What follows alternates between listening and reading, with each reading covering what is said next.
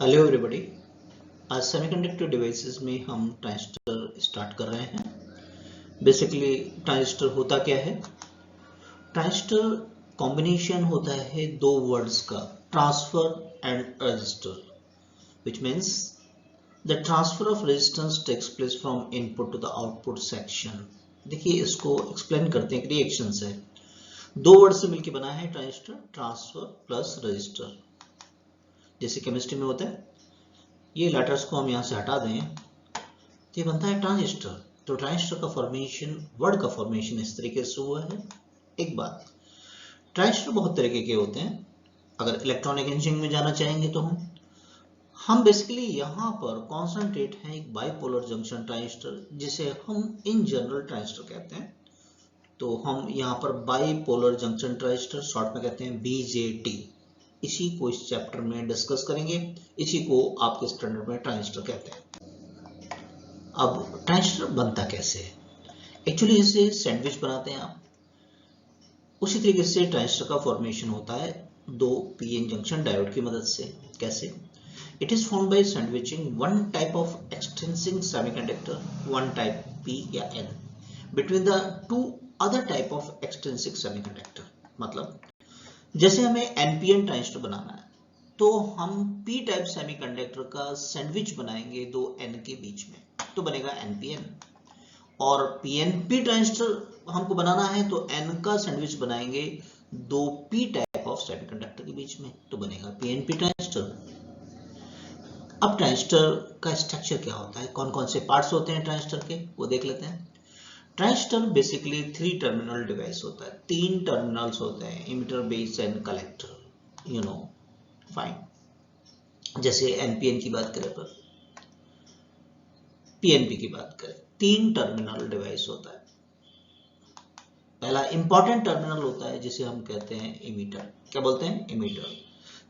This segment is moderate in size, बीच के size का होता है, हाईली डोप्ड होता है। इमीटर बनाना है, इसको सोर्स बनाना है, तो ये large number of majority charge carrier को सप्लाई करता है करंट के लिए ट्रांजिस्टर में, इसलिए इसको इमीटर कहते हैं। इमीटर वर्क करता है ट्रांजिस्टर में, जबकि इसको बेस के साथ में फॉरवर्ड बायस में रखा जाए। One of the important thing, emitter में दो चीजें, एक तो हाईली डॉप्ड होना चाहिए, दूसरा फॉरवर्ड बायस में होना चाहिए। एक बात। दूसरा टर्मिनल बेस कहलाता है। दूसरा टर्मिनल क्या कहलाता है? बेस। बेस सेंट्रल सेगमेंट होता है इन जनरल, जो कि थिन होता है और बहुत ही लाइटली डॉप्ड होता है। थर्ड इंपॉर्टेंट टर्मिनल होता है हमारा collector. Collector majority of the charge carrier जो सप्लाई करता है इमीटर, वो कलेक्ट होते हैं कलेक्टर के अंदर, that's why it is known as the collector. ये मॉडरेटली डॉप्ड होता है। मॉडरेटली कैरी द मीनिंग कि बेस और इमीटर के बीच में इसका डॉपिंग परसेंटेज होता है, लेकिन बहुत सारा कलेक्शन इसको करना होता है, तो इमीटर के कंपेयर में लार्जर इन साइज होता है। फाइन। तो ये 3 टर्मिनल्स होते हैं, emitter, base and collector.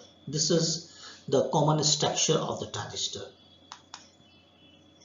Collector को हमेशा रिवर्स बायस में रखा जाता है बेस के, क्योंकि इसे हमें सोर्स नहीं बनाना है, कलेक्शन का काम करना है। राइट। अब सर्किट में कैसे रिप्रेजेंट करते हैं, कैसे आप पहचानेंगे ट्रांजिस्टर को? मान लीजिए NPN ट्रांजिस्टर आपके पास है। फाइन। NPN ट्रांजिस्टर, तो इलेक्ट्रॉन मूव करते हैं N to P। N में मेजॉरिटी ऑफ चार्ज कैरियर कौन होते हैं? इलेक्ट्रॉन। तो N to P मूव करते हैं, लेकिन कन्वेंशनल डायरेक्शन ऑफ द जो करंट होती है वो तो P to N होती है, बेस टू इमीटर। तो जब हम इसको सर्किट में बताएंगे तो करंट का डायरेक्शन दिखाएंगे P to N, कुछ ऐसा। देखिए, P से N की तरफ। देखने में NPN और PNP का रिप्रेजेंटेशन ऑलमोस्ट एक जैसा होता है, केवल डिफरेंस होता है डायरेक्शन ऑफ करंट का। तो आपको डायरेक्शन ऑफ करंट से पहचानना है। दोबारा समझ लें इसको। N इमीटर है, सोर्स है, मेजॉरिटी ऑफ चार्ज कैरियर क्या है इसमें? इलेक्ट्रॉन। राइट। ओके। तो इलेक्ट्रॉन का फ्लो होगा N to P, लेकिन कन्वेंशनल डायरेक्शन होती है opposite to the direction of electron. तो P to N दिखाना है डायरेक्शन ऑफ करंट, तो देखिए P to N दिखाया। बात समझ में आई? दूसरा एग्जांपल ले लें अपन PNP का। PNP में मेजॉरिटी ऑफ चार्ज कैरियर कौन होंगे? Hole. They are moving P to N।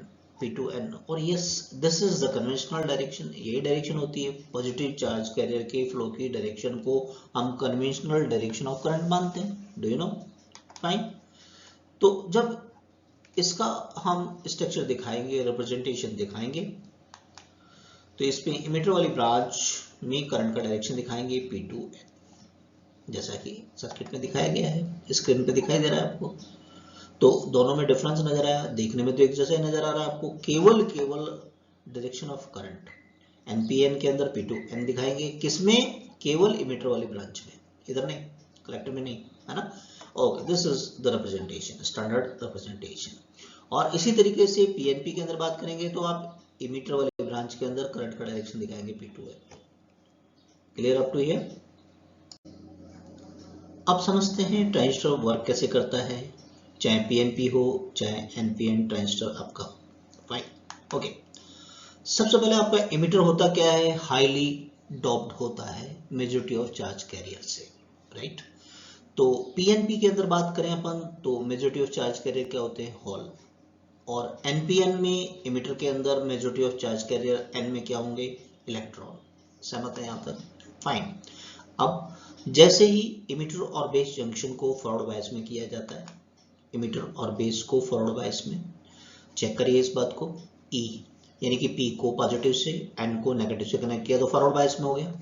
इसी तरीके से एनपीएन के अंदर देखिए N को नेगेटिव से और P को पॉजिटिव से, तो फॉरवर्ड बायस में। तो जैसे ही ट्रांजिस्टर का emitter base junction forward bias में आता है तो जो मेजॉरिटी ऑफ चार्ज कैरियर होते हैं, राइट, वो बेस में एंटर करते हैं। यहाँ से मेजॉरिटी ऑफ चार्ज कैरियर है वो बेस की तरफ एंटर करेंगे, लाइक दिस। देखिए पीएनपी के अंदर मेजॉरिटी ऑफ चार्ज कैरियर कौन है, होल, और एनपीएन के अंदर एन में मेजॉरिटी ऑफ चार्ज कैरियर कौन है, इलेक्ट्रॉन, राइट, फाइन। लेकिन होता क्या है, बेस के अंदर मेजॉरिटी ऑफ जो कैरियर हैं, जैसे कि पीएनपी में बात करें तो बहुत ही कम संख्या में है, कॉन्सेंट्रेशन देखिए बहुत कम है, कॉन्सेंट्रेशन बहुत कम है।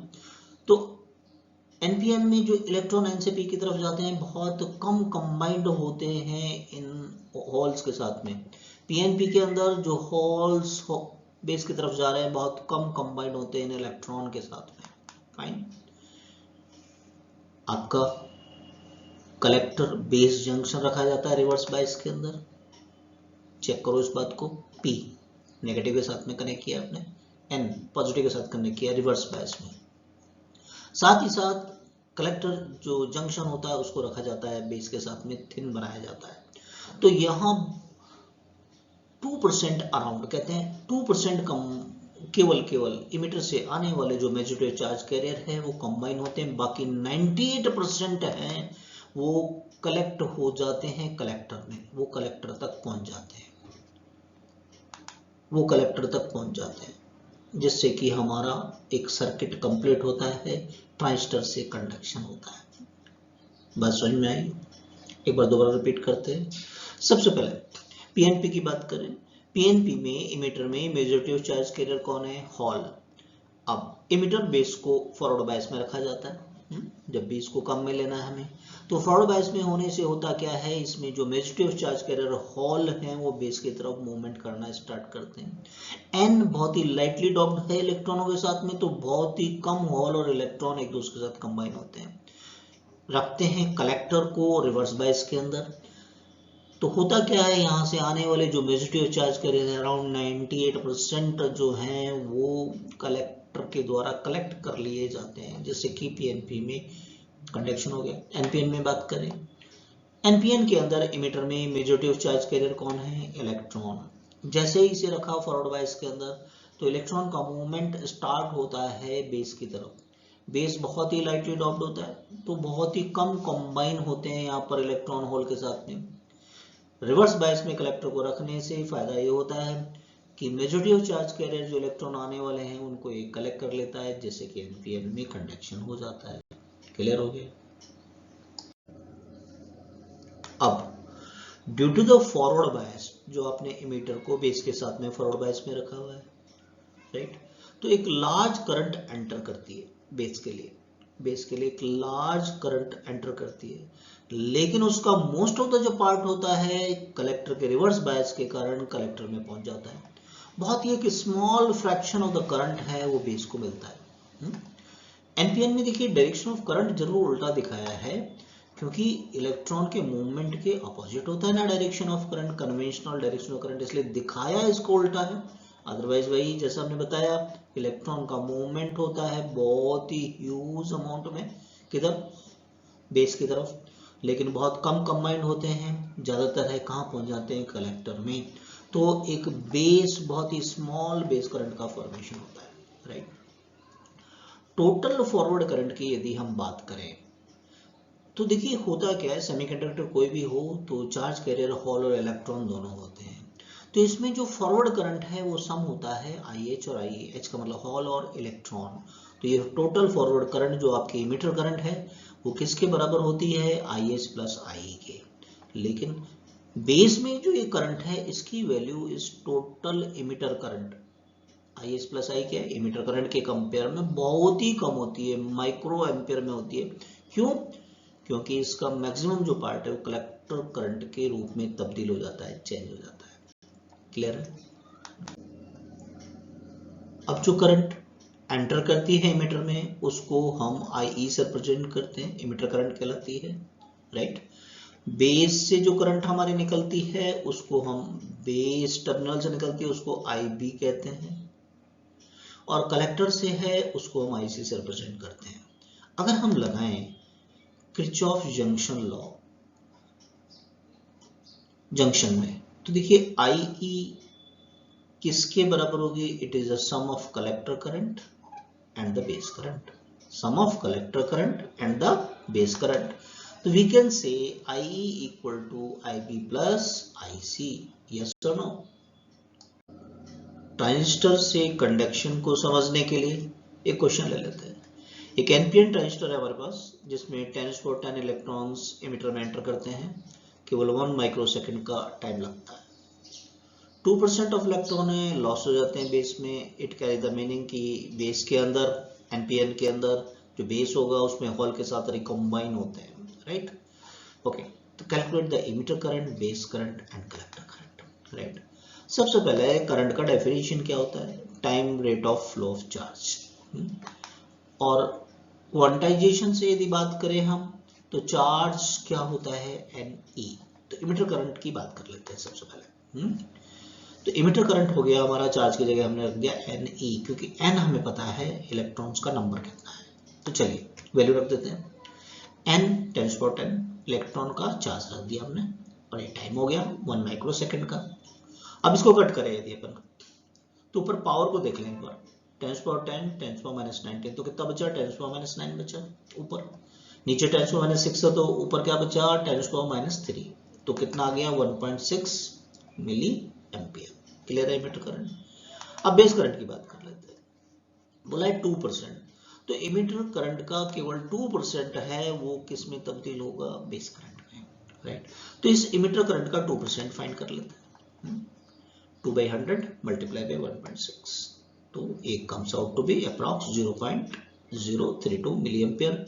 ये डेसिमल हटाएं तो एक 10⁻³ और आ जाएगा, तो 32 माइक्रो एम्पियर। बेस करंट किसमें होती है, micro ampere, right. Collector current की बात करें, अब किरचॉफ्स इक्वेशन से हमने देखा था, जंक्शन रूल लगाकर IE था, थोड़ा सा बेस करंट में तब्दील हुआ था, ज्यादातर कलेक्टर करंट में, राइट। तो कलेक्टर करंट निकालना है तो IE माइनस IB कर दें अपन, तो वैल्यू रख दें इसमें 1.6 मिली एम्पियर, ये 0.032 मिली एम्पियर माइनस कर ले तो it comes out to 1.568 milli ampere. तो इस क्वेश्चन से ये समझ में आ रहा है कि देखिए इमीटर 1.6 मिली एम्पियर था, ये 1.568 में, तो ज्यादातर इमीटर करंट का किसमें तब्दील हो जाता है, किसमें, कलेक्टर करंट।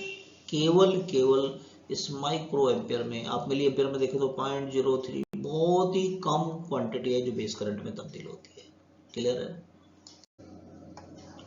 तो अब बेसिक ट्रांजिस्टर सर्किट देख लेते हैं। ट्रांजिस्टर मोस्ट वाइडली यूज्ड होता है कॉमन एमिटर कॉन्फ़िगरेशन में, और कॉमनली यूज्ड ट्रांजिस्टर जो होता है वो होता है एनपीएन सिलिकॉन ट्रांजिस्टर। तो हम इस पर कॉन्सेंट्रेट करते हैं, एनपीएन सिलिकॉन ट्रांजिस्टर और कॉमन एमिटर कॉन्फ़िगरेशन का, राइट।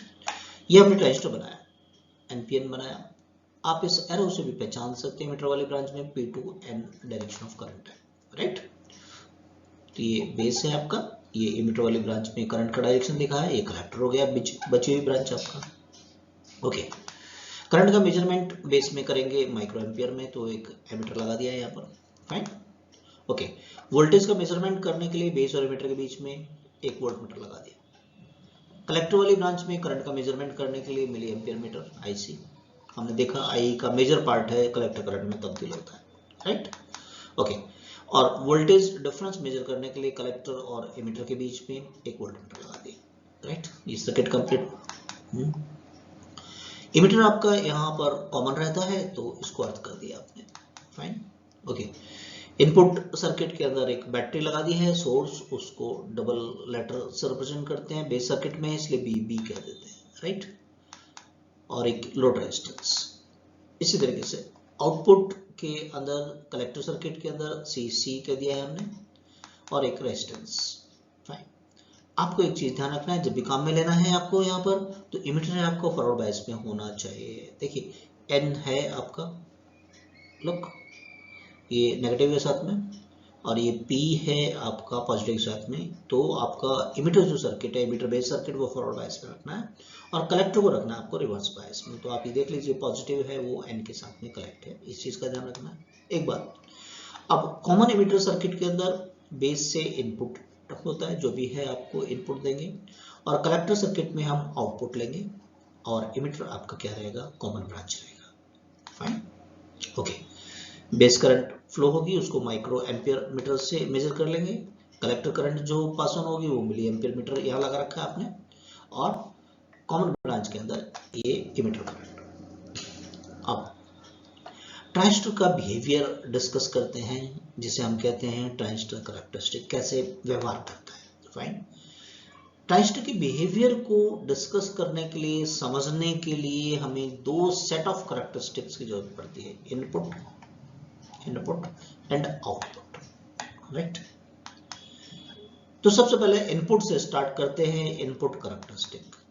इनपुट कैरेक्टरिस्टिक्स डिस्क्राइब करता है एक रिलेशनशिप किस के बीच में, बेस करंट इस वोल्टेज के साथ में कैसे चेंज होती है, जबकि हम आउटपुट वोल्टेज को कांस्टेंट रखें, फाइन। तो study the input characteristics of the transistor in common emitter configuration. हम क्या करते हैं, डिफरेंट रीडिंग लेते हैं। कैसे, हम यहाँ VB को चेंज करेंगे, IB की डिफरेंट वैल्यूज आएंगी, सेट ऑफ डाटाज आ गए, लेकिन कीपिंग योर माइंड कि VCE को कांस्टेंट रखें, और एक कर्व प्लॉट करेंगे, राइट। तो कर्व प्लॉट करते हैं VB वोल्टेज और बेस करंट के बीच में, राइट।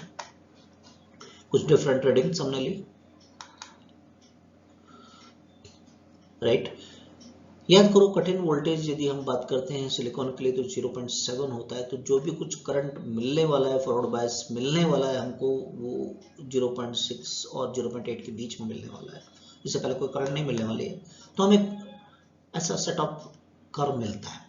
ये हमने रखा 10 वोल्ट पर, थोड़ा सा इसको ज़्यादा किया तो थोड़ा राइटवर्ड डाइवर्ट हो जाता है, क्यों हुआ है ये अभी डिस्कस करते हैं, लेकिन 0.6 से पहले कुछ नहीं मिलेगा, राइट। ऐसा क्यों, क्योंकि एटलीस्ट वो डिप्लेशन लेयर के अक्रॉस में जो होता है पोटेंशियल बैरियर वो 0.7 होता है, तो उतना तो आपको एक्सटर्नली अप्लाई करना होगा, तब जाकर आपको करंट मिलेगा, फॉरवर्ड बायस मिलेगा, राइट। ओके, अब कट इन वोल्टेज जैसे कि हम डिस्कस कर रहे थे 0.7 होता है, तो हमारा ग्राफ है, आप देख सकते हैं कि 0.7 वोल्ट के बाद ही स्टार्ट होगा एक स्मॉल इंक्रीज, जैसे हम करते हैं बेस और इमीटर वोल्टेज के बीच में, तो फिर जाकर करंट तेजी से बढ़ता है, इनपुट करंट आपका तेजी से बढ़ता है, बेस करंट तेजी से बढ़ता है, लेकिन 0.7 वोल्ट के बाद में। अच्छा, इनपुट जो करंट है जो प्रोड्यूस होती है बेस रीजन में, अब बेस क्या होता है, बहुत ही लाइटली डॉप्ड होता है, लाइटली डॉप्ड है, अपने देखा था केवल 2% रिकॉम्बाइन हो रहे हैं, तो करंट केवल किसमें मिलती है हमको, माइक्रो एम्पियर में, एक स्मॉल करंट होती है, ठीक है। आपको बहुत बड़ी वैल्यूज नजर आ रही है, लेकिन ये माइक्रो एम्पियर में है, तो एक स्मॉल इनपुट करंट मिलती है हमको, फाइन। अच्छा, आउटपुट वोल्टेज सी को जैसे हम इंक्रीज करते हैं, है ना, तो डिप्लेशन रीजन की जो विड्थ है वो इंक्रीज होती है ना। अब डिप्लेशन रीजन की विड्थ इंक्रीज होती है किसमें, कलेक्टर और बेस रीजन के अंदर, राइट। तो बेस रीजन क्या होता है, वैसे लाइटली टॉप्ड होता है आपका, बेस रीजन लाइटली टॉप्ड होता है compare to the collector region. तो डिप्लेशन रीजन ज्यादा पेनिट्रेट करती है बेस रीजन के अंदर, राइट। और कलेक्टर करंट में भी करती है लेकिन कंपेरेटिवली कम। तो as a result width of the base region और कम हो जाता है, डिक्रीज हो जाता है, राइट। तो पहले ही हम बात कर चुके हैं, बहुत ही कम है उसमें चार्ज कर रहे हैं। इससे क्या होता है कि रिड्यूस होती है ये करंट आईबी और थोड़ा सा रिड्यूस हो जाती है। अब देखिए स्लाइटली राइटवर्ड डाइवर्ट हो गए ये करंट, थोड़ा सा क्यों हो रहे हैं वो रीजन बता रहे हैं कि जैसे आप कलेक्टर मीटर के बीच में वोल्टेज बढ़ाते हैं आप, तो बेस जो है आपका बेस रीजन के अंदर जो कि पहले से लाइटेड हो जाए, डिप्लेशन रीजन उधर पेनिट्रेट करती है बेस रीजन के अंदर, है ना। तो जिससे बेस रीजन थोड़ा सा और डिक्रीज कर जाता है, तो बेस रीजन से बनने वाली जो करंट है उसकी वैल्यू कम होती है। जैसे कलेक्टर और एमिटर के बीच में वोल्टेज बढ़ाते हुए चले जाते हैं। देखिए कर्व को हमने राइटवर्ड डाइवर्ट करते हुए दिखाया है, बात समझ में आ रही है। तो higher fixed value of output जो सी है, इससे हमारे कर्व राइट की तरफ शिफ्ट होते हुए चले जाते हैं, है ना, क्योंकि हायर फिक्स्ड वैल्यू पर आपका कट इन वोल्टेज है और 0.7 वोल्ट से बढ़ता हुआ चला जाता है। देखिए तभी तो राइट में जाएगा जब 0.7 वोल्ट से ज्यादा बढ़ेगा, बात समझ में आ रही है। ओके, अब आइए आउटपुट कैरेक्टरिस्टिक्स की।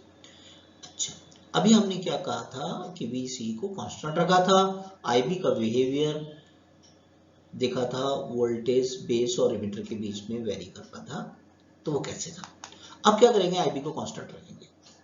आउटपुट कैरेक्टरिस्टिक्स में हम क्या करते हैं, आईसी का वेरिएशन देखते हैं किसके साथ में, सी और ई। सी बोले कलेक्टर और एमिटर के बीच में लगे हुए वोल्टेज में वेरी करने पर, लेकिन जो इनपुट से आने वाली करंट है आईबी, राइट, इसको रखेंगे कांस्टेंट। तो बी को इंक्रीज करते हैं स्मॉल अमाउंट से, जैसे बी और ई को स्मॉल अमाउंट से, तो hole current from emitter region and electron current from the base region दोनों के दोनों इंक्रीज होते हैं। हमने देखा था 0.7 वोल्ट के बाद में थोड़ा सा इंक्रीज करते हैं। तो जब हमारी एमिटर करंट बढ़ती है तो नॉट ओनली आईबी, आईसी भी उसी प्रोपोर्शन के अंदर बढ़ेगी, ठीक बात है। तो किरचॉफ्स रूल में देखा था आई की इसके बराबर होता है आईबी प्लस आईसी के, है ना। तो इससे हमें पता लग रहा है, अभी थोड़ी देर पहले देखा था कि जैसे हमने 0.7 वोल्ट के बाद में बढ़ाया पीबी को, तो हमारे आईबी की वैल्यू बढ़ रही थी। आईबी बढ़ा है तो अनडाउटली आई भी बढ़ा होगा, तो आईसी की वैल्यू भी फिर बढ़ती है ना। तो इसे कर्व में दिखाते हैं। कुछ सेट ऑफ डाटाज लिए अपन ने एक्सपेरिमेंटल लाइक दिस, तो हमारा कर्व कुछ ऐसा मिलता है। हमने आईबी को 10 माइक्रो एम्पियर पे कांस्टेंट रखा,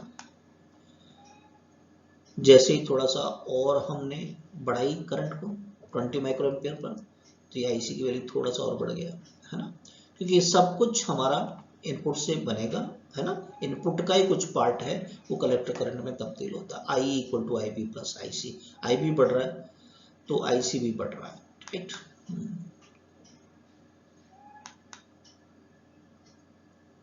फाइन, अब ये हम डिस्कस करेंगे कि कर्व का वेरिएशन ऐसे क्यों हो रहा है। Fine, with small increase in VB, जैसे ही हमने 0.7 वोल्ट से बढ़ाया सिलिकॉन में, जर्मेनियम होता तो 0.3 वोल्ट के ऊपर बढ़ाते, तो हमने देखा था करंट इंक्रीज हो रहा था, राइट, करंट इंक्रीज हो रहा था तेजी से, क्योंकि कट इन वोल्टेज कितना था 0.7 सिलिकॉन के लिए। तो आईबी एंड आईसी ये वीबीई पर डिपेंड नहीं करते, किस पे डिपेंड करते हैं भाई, वो तो फॉरवर्ड बायस इमिटर और उसकी डॉपिंग पर डिपेंड करते हैं। जितना ज्यादा डॉपिंग है भाई जितना ज़्यादा डॉपिंग है उतना ही ज़्यादा इमिटर करंट बनेगा, और इमिटर करंट ही बेस करंट और कलेक्टर करंट में तब्दील होता है। बस आपको ये वोल्टेज लगाना होता है कट इन वोल्टेज से ज़्यादा। तो आप देख सकते हैं इस वैल्यू पर कोई ज़्यादा डिपेंड नहीं कर रहा है, तो बस आपने कट इन को ब्रेक किया और करंट पड़ रहा है, राइट। और ये करंट बन किससे रहा है, इमिटर की हाई ड्रॉप के पर। तो एक इंपॉर्टेंट कंक्लूजन हमारे पास में ड्रॉ हो रहा है कि जैसे ही कट इन से ज़्यादा वोल्टेज आप अप्लाई करते हैं तो आपकी जो चाहे आईबी हो चाहे आईसी हो वो इन वोल्टेज पर डिपेंड नहीं करेगी। किस पर डिपेंड करेगी, इमीटर को फॉरवर्ड बायस में रखा नहीं रखा, इमीटर का डॉपिंग परसेंटेज कितना है। एक इंपॉर्टेंट कंक्लूजन। तो अब इस वेरिएशन को देखिए, आउटपुट कर्व को देखिए, एक वेरी स्मॉल जब 1 वोल्ट से कम की बात करते हैं तो ही आपको आईसी वेरी होता हुआ नजर आएगा, ये चेंज होते हुए नजर आएंगे केवल 1 वोल्ट से कम पर। और इस रीजन में हम ट्रांजिस्टर को काम में लेते नहीं, ये कहलाता है सैचुरेटेड, फटाफट से सैचुरेट वैल्यू पर पहुंच जाती है ना, इस पर कंट्रोल नहीं रहता। ऐसा डिवाइस कोई काम का नहीं होता है जिस पर कि आप कंट्रोल नहीं कर सकें, ब्रेक नहीं लगा सकें, राइट। तो ये कहलाता है सैचुरेटेड रीजन 1 वोल्ट से कम का, तो यहाँ ट्रांजिस्टर को काम में नहीं लेते हैं। अच्छा, असल बात करें 1 से 2 वोल्ट से ज़्यादा पे बात करें, 2 वोल्ट से, तो ये हमने देखा था कि आपकी जो आईसी है वो आपकी इस वोल्टेज पर डिपेंड नहीं कर रही है, चाहे आपने 2 के बाद 4 कर दिया, चाहे 6 कर दिया, 8, ये तो ऑलमोस्ट कांस्टेंट ही फ्लो कर रही है। तो इससे क्या कंक्लूजन ड्रॉ हो रहा है कि आपकी कलेक्टर करंट डिपेंड नहीं करती है। क्यों नहीं करती है, हमने देखा कि भाई आपकी बेस करंट और इमीटर करंट भी उस फॉरवर्ड बायस में लगाए गए बस कट इन वोल्ट के बाद के वोल्टेज पर डिपेंड नहीं करती है, कोई खास फर्क नहीं पड़ता है इससे, है ना भाई। तो इसलिए आपकी जो आईसी है that also independent of VCE, ये कहलाता है एक्टिव रीजन। इसमें ट्रांजिस्टर हमारा एक्टिव रीजन है जिसमें कि हम ट्रांजिस्टर को काम में लेते हैं, राइट। ट्रांजिस्टर कैरेक्टरिस्टिक्स के 3 रीजन ऑफ इंटरेस्ट होते हैं। फाइनली आउटकम्स ले लें, कंक्लूड कर लें इन चीजों को।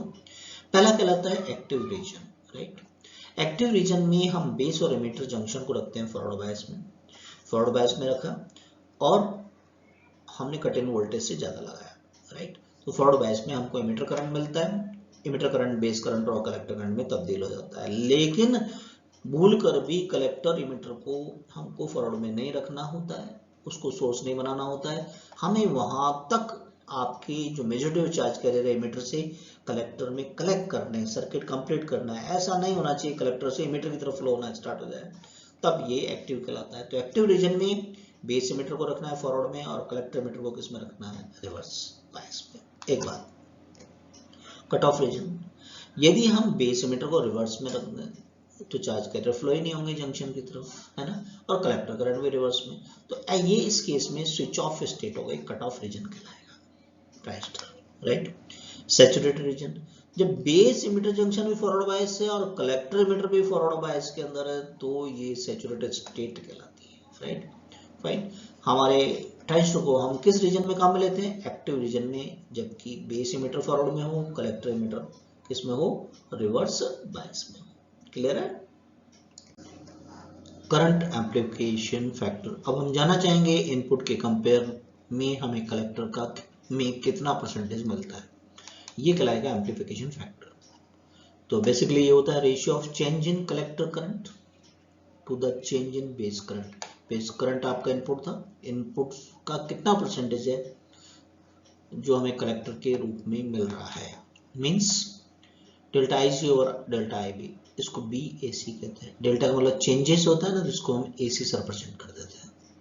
यदि हम DC की बात करना चाहें तो एक पर्टिकुलर पॉइंट पर ये रेशियो IC और IB का वो कहलाता है DC current amplification factor. Fine, अब ये तो हमने कॉमन इमीटर कॉन्फ़िगरेशन की बात की थी। इन जनरल यदि हम सारे ट्रांजिस्टर की बात करें तो डिफरेंट टाइप्स के करंट गेन हो सकते हैं। एक बार बात कर लेते हैं IC/I, ये इसमें देखिए बेस नजर नहीं आ रहा आपको, तो कॉमन बेस कॉन्फ़िगरेशन के अंदर करंट गेन कहलाता है और इसे अल्फा से रिप्रेजेंट करते हैं। हमने बीटा की बात की थी, current gain in common emitter, जिसमें कि इमीटर कॉमन था IC और IB।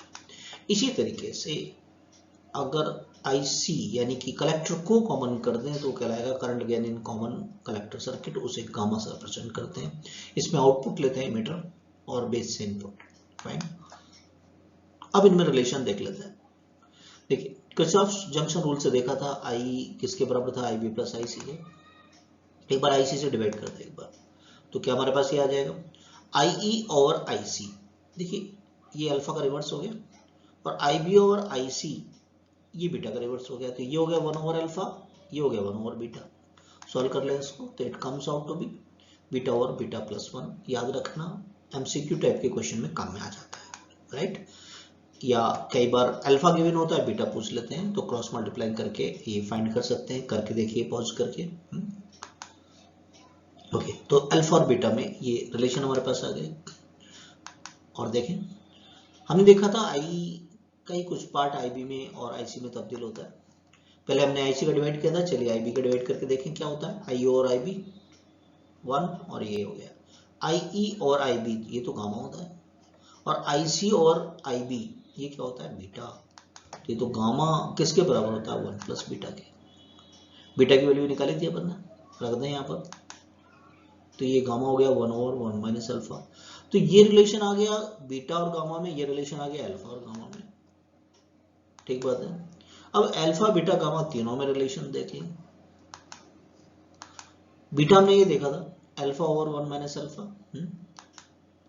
तो भाई 1 ओवर 1 माइनस अल्फा क्या था, गामा। तो बीटा क्या होता है, अल्फा इंटू गामा। क्लियर है।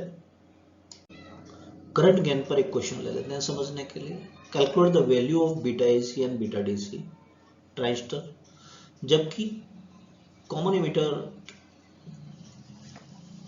कलेक्टर और इमीटर के बीच का जो वोल्टेज है वो 10 वोल्ट है, और कलेक्टर में फ्लो होने वाला करंट 4 मिली एम्पियर है। ग्राफ स्क्रीन पर नजर आ रहा है आपको। तो अभी हमने देखा था कि बीटा AC होता है डेल्टा IC और डेल्टा IB। अब देखिए 2 पॉइंट्स मेरे को लेना है, और कब लेना है, जबकि आपका VC क्या हो, 10 वोल्ट हो, जैसा कि क्वेश्चन में गिवन है, राइट। और IC की वैल्यू 4 मिली एम्पियर, तो IC की वैल्यू 4 मिली एम्पियर। अभी ग्राफ में एग्जैक्ट तो 4 मिली एम्पियर नहीं है, तो हम इसके ऊपर और नीचे दो वैल्यूज ले लेंगे, राइट। कैसे, देखिए इसके ऊपर मैंने लिया तो इसके 6 और 4 के ठीक बीच में तो 5 होगा, तो ये 4.5 हो गया एक वैल्यू, तो ये वाला, राइट। समझ में आ रही बात। और ये 4 और 2 के ठीक बीच में ये वाला वैल्यू क्या हो गया, 3 हो गया, तो 4.5 और 3.0 हो गया। एक बात, ये किस पे था, 30 माइक्रो एम्पियर पे, तो ये 30 लिखा हमने। ये वैल्यू हमने जो ली है वो किस पर था, 20 माइक्रो एम्पियर पे ले लिया है, राइट। तो ये आ गया 1.5 मिली एम्पियर, और बेस करंट होता है माइक्रो में, तो ये 10 माइक्रो एम्पियर। सॉल्व करें इसको तो 150 हमारे पास में आ जाता है। तो ये तो आया हमारे पास में बीटा AC। अब DC की बात कर लेते हैं। DC क्या होता है, एक पर्टिकुलर स्पेसिफिक पॉइंट पर होता है, IC और IB, राइट। तो देखिए एक इस वैल्यू पर ले अपन, तो ये 4.5, तो ये था 30 माइक्रो एम्पियर, तो 150 आ रहा है। मैं इस पर ले लूं, भाई बोला तो 4 पर था, लेकिन 4 पर हमको कोई कर्व गिवन नहीं है, तो मैंने अगर ये वाला वैल्यू लिया, तो ये वैल्यू क्या है हमारे पास, ये वाला वैल्यू क्या है भाई, 20 माइक्रो एम्पियर, तो करंट है ना। कौन सी वाली करंट है, बेस करंट। और कलेक्टर करंट कितना है इस जगह पर, 4 और 2 के ठीक बीच में, 4 और 2 के ठीक बीच में है, तो ये हो गया 3 मिली एम्पियर, तो अभी 150 आ रहा है। तो DC एक फिक्स्ड वैल्यू होती है, इनका रेशियो ले लें अपन, एवरेज ले लें इनका, तो अभी कितना आना है, 150। तो क्लियर हो गया कि कैसे आप कर्व से बीटा AC और बीटा DC को फाइंड करेंगे। रिवाइज कीजिएगा लेक्चर को। नेक्स्ट लेक्चर में हम एप्लीकेशन ऑफ ट्रांजिस्टर डिस्कस करेंगे। ट्रांजिस्टर बेसिकली 3 बेसिक एप्लीकेशंस होती है, transistor as a switch, transistor as an amplifier और ऑसिलेटर। तो जो फर्स्ट टाइम आए हैं सब्सक्राइब कीजिएगा, जिससे कि एप्लीकेशन ऑफ ट्रांजिस्टर के तीनों इंपॉर्टेंट एप्लीकेशन अपन आपस में डिस्कस कर सकें। Thank you for watching.